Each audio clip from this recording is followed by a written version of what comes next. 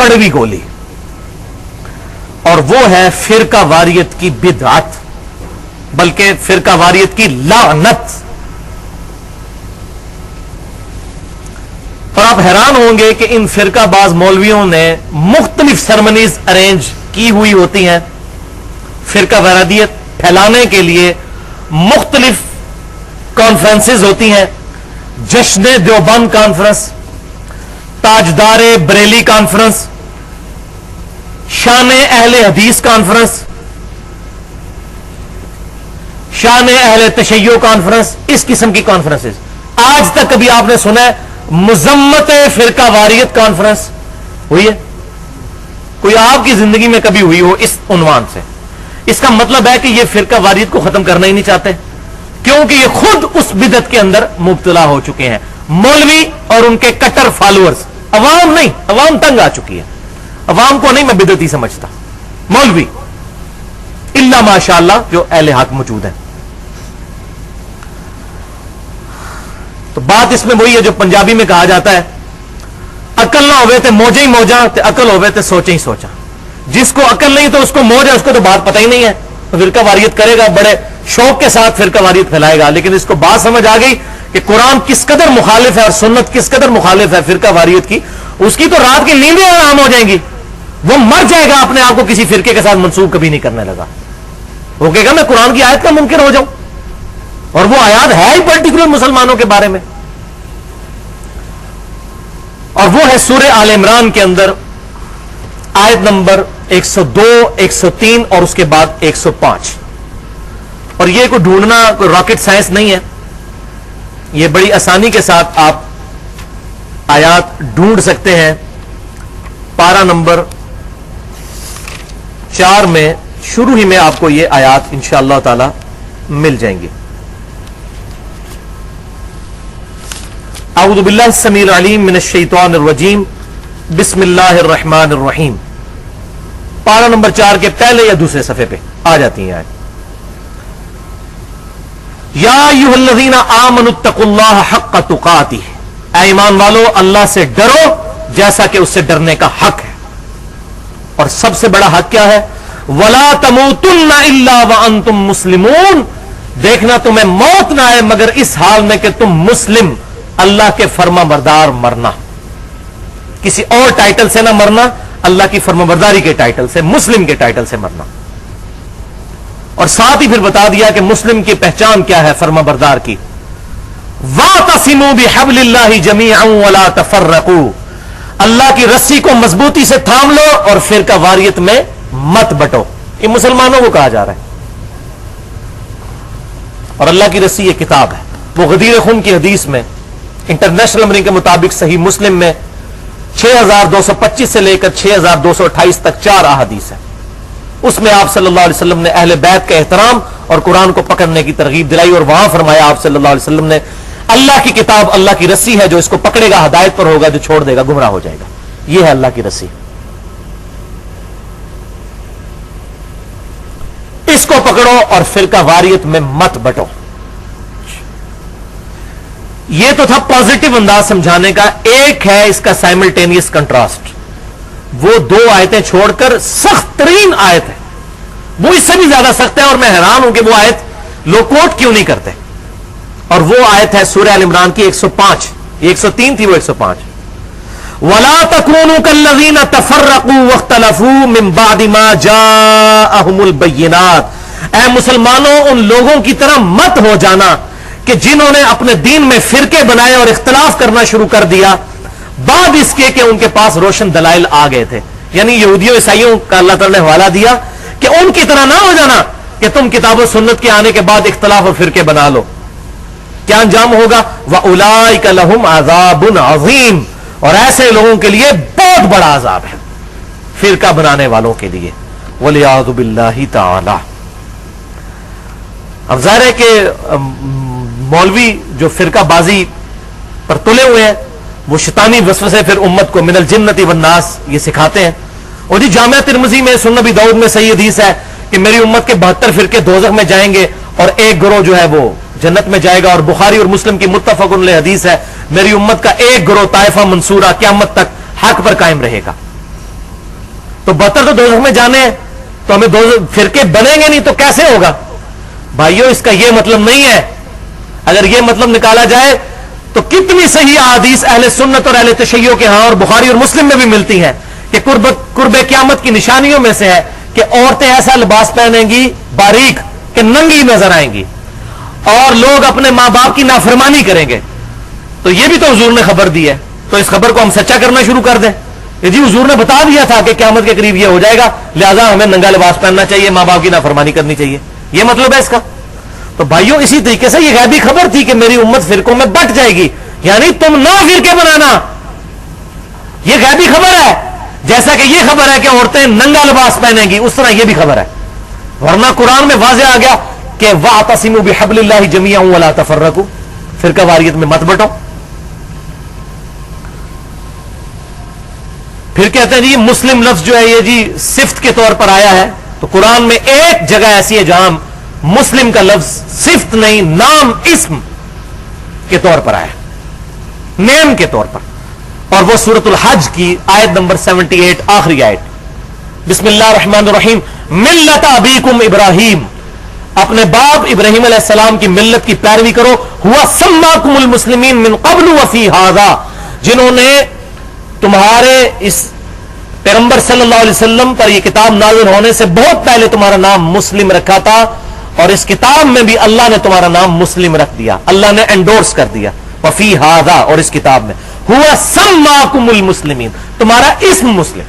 اب اس کی کوئی تعویل یہاں صفت نہیں ہے, یہاں ہے مسلم کہلوایا جائے.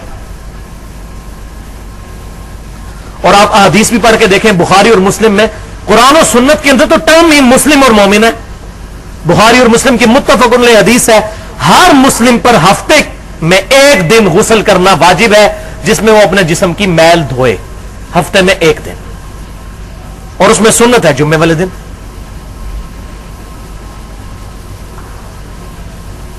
تو وہاں الفاظ ہے مسلم, بریلوی دیوبندی اہل حدیث شیعہ نہیں کہا, فرمایا مسلم. قرآن اور حدیث کی ٹرم ہے مسلم مؤمن. اچھا اب یہ باتیں کرنے شروع کریں گے, ان کے پاس ایک اور پھر ہتھیار آ جاتا ہے, اور یہ تو جماعت المسلمین کی دعوت دے رہے ہیں. یہ مولوی ایسے زہریلے الفاظ استعمال کرتے ہیں. جماعت المسلمین یہ دعوت دے سکتی ہے؟ وہ تو تکفیری پارٹی ہے, وہ تو اہل قبلہ اور اہل کلمہ کو کافر کہتے ہیں. ہم تو ان کے خلاف کھڑے ہوئے ہیں کہ وہ ایک صحیح نام صحیح سٹانس کے اوپر غلط طریقے پر چل رہے ہیں.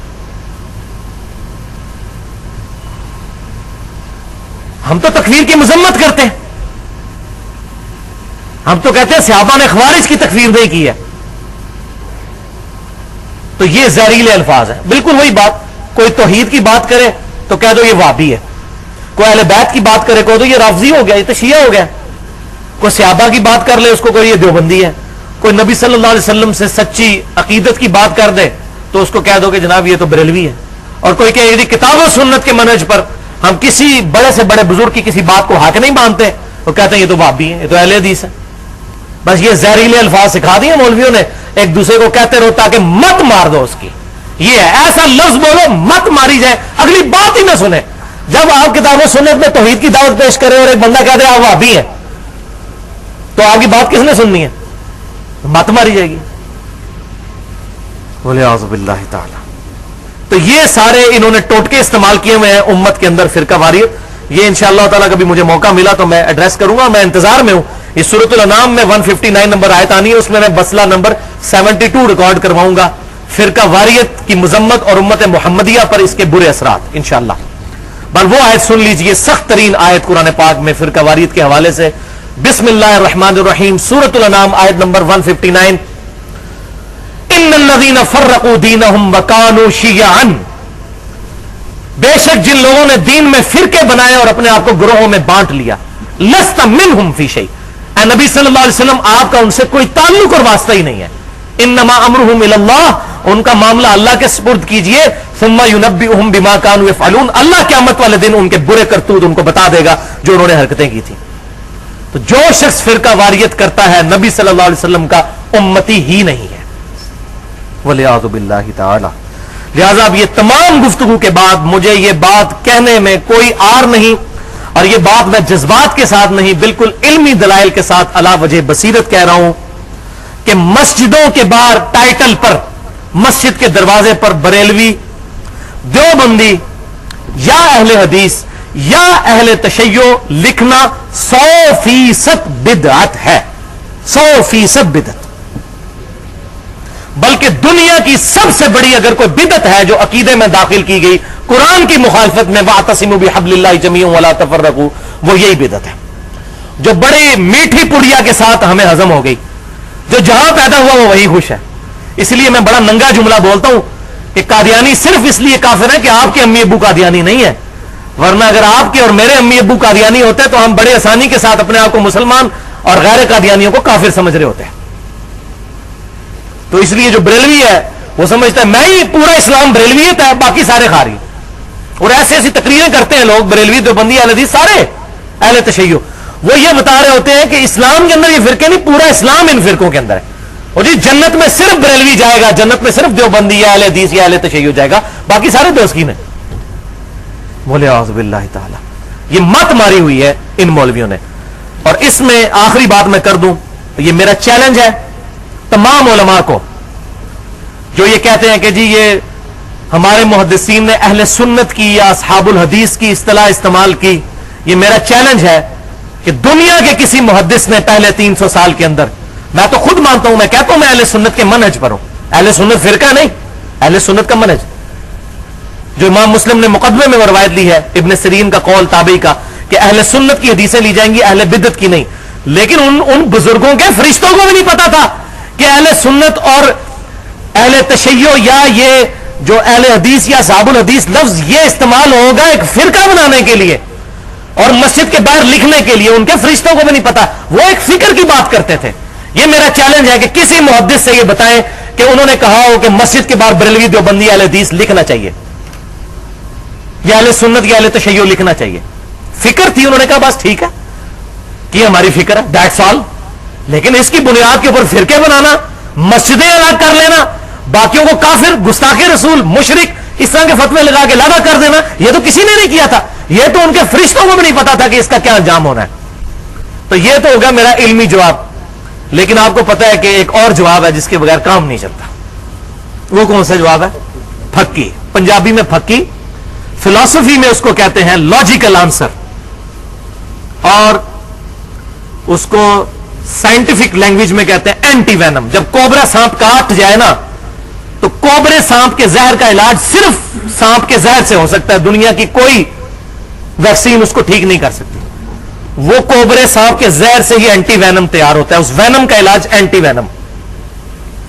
تو یہ اینٹی وینم اب سن لیجئے کہ اگر یہ لوگ کہتے ہیں کہ محدثین نے یہ اہل سنت یا اہل حدیث یا یہ باقی ٹرمز انہوں نے ایز اے فرقہ استعمال کی تھی، تو ان کے لیے پھکی لے جائیں، پھر انشاءاللہ اس کے بعد ان کو سمجھ آ جائے گی کہ ان محدثین کے فرشتوں کو بھی نہیں تھا پتا کہ یہ معاملہ کیا بگڑنے والا ہے۔ ان بیچاروں کو پتا ہوتا تو آج وہ زندہ ہوتے تو ان کو لتر مارتے کہ تم نے اس کام کو کیا سے کیا بنا دیا۔ وہ پھکی یہ ہے، وہ علم الکلام سے جواب یہ ہے، فلسفی سے، منطق سے، کہ امام شافعی رحمت اللہ علیہ کا قول اشعار کی شکل میں صحیح سند کے ساتھ دنیا میں تمام محدثین نے نقل کیا ہے، ان کے تعارف کے اندر صحیح سند کے ساتھ اسماء الرجال کی کتابوں میں، اور امام شافعی کو پکڑ لیا، سمجھ لیں اہل سنت کی منڈ کو پکڑ لیا آپ نے۔ اور جی امام بخاری نے لکھا ہے کہ طائفہ منصورہ اہل حدیث ہے، ان کے استاد جو ہے وہ امام مدینی کہتے تھے کہ اہل حدیث ہے، امام ترمذی نے لکھا ہے اہل حدیث ہے، فلاں نے لکھا ہے اہل سنت ہے، فلاں ہے۔ ان ساروں کے استاد، امام بخاری کے دادا استاد، امام ترمذی کے پردادا استاد، امام احمد بن حنبل کے استاد، یہ ساروں کے رشتے میں نے گنوا دیے۔ امام شافعی المتوفا 204 ہجری، ان کے اشعار صحیح سند کے ساتھ اسماء الرجال کی تمام کتابوں میں ہے کہ انہوں نے کہا کہ اگر اہل بیت کی محبت کا نام رافضی ہونا ہے تو ساری دنیا میرے رافضی ہونے پر گواہ ہو جائے۔ کیا کہا انہوں نے؟ اگر اہل بیت کی محبت کا نام رافضی یا شیعہ ہونا ہے تو میرے رافضی اور شیعہ ہونے پر گواہ ہو جاؤ، میں شیعہ ہوں۔ پھر اگر اہل بیت سے محبت کا نام تم یہ رکھتے ہو تو کیا مطلب ہے کہ انہوں نے یہ کہا کہ میرا فرقہ شیعہ؟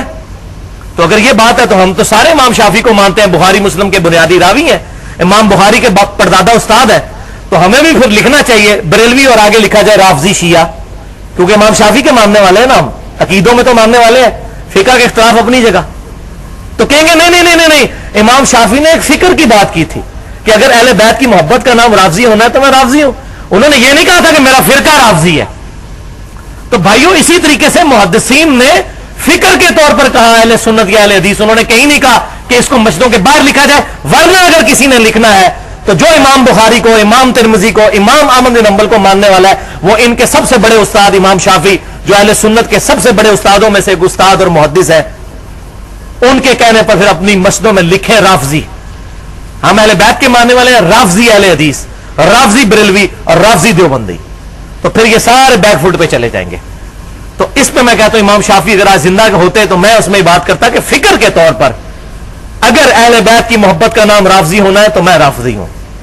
اگر صحابہ کی محبت کا نام دیوبندی ہونا ہے تو میں دیوبندی ہوں. اگر نبی صلی اللہ علیہ وسلم سے سچی عقیدت کا نام بریلویت ہے، اگر غلو کے درجے میں نہ ہو تو میں بریلوی ہوں. اگر سیدنا ابو بکر، عمر، عثمان اور سیدہ عائشہ طلحہ و زبیر رضی اللہ عنہم اجمعین کی شان بیان کرنا ناسبی ہونا ہے تو میں ناسبی ہوں. اور اگر کتاب و سنت کو سلف کے منہج پر ماننا اور اس کے مقابلے پر کسی بڑے سے بڑے امام کی بات کو، امام کی رسپیکٹ اپنی جگہ، لیکن اس کی بات کو کتاب و سنت کے مقابلے پر قبول نہ کرنا اور کتاب و سنت اور اجماع کو برتری دینا، اس کا نام اہل حدیث ہونا ہے. میں اہل حدیث ہوں. لیکن یہ ساری چیزیں فکر کے طور پر، جسٹ فکر. مسجدوں میں نہیں لکھا جائے گا، بس ایک بتایا جائے گا فکر کے طور پر، جسٹ ایک. تو جب براڈر سینس میں بات ہوگی تو مسلم الحمدللہ ہم یہی ہیں. اسی پہ ہمیں فخر محسوس کرنا چاہیے.